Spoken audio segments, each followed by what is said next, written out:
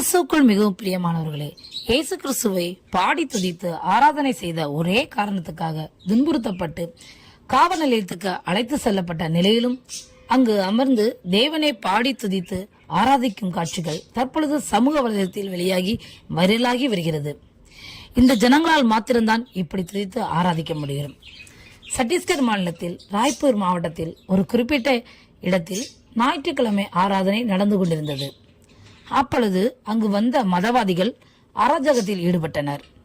இந்த விவகாரத்தில் போதகர் மற்றும் விசுவாச மக்கள் அனைவரும் காவல் நிலையத்துக்கு அழைத்து செல்லப்பட்டனர்.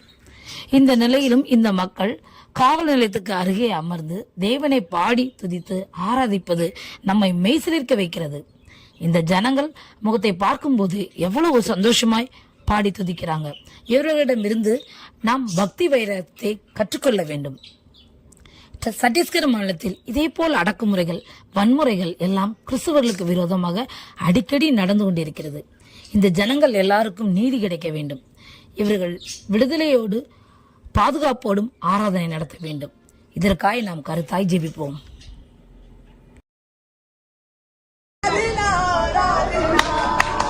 स्तुति आराधना हालेलुया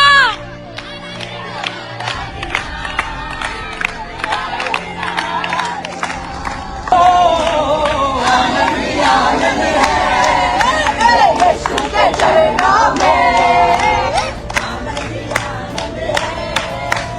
यीशु के चरणों में गलत है आप मार रहे हो गलत कर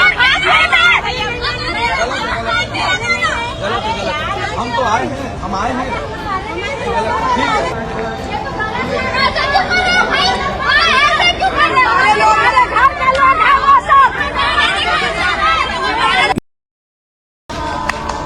स्तुति आराधना हालेलुया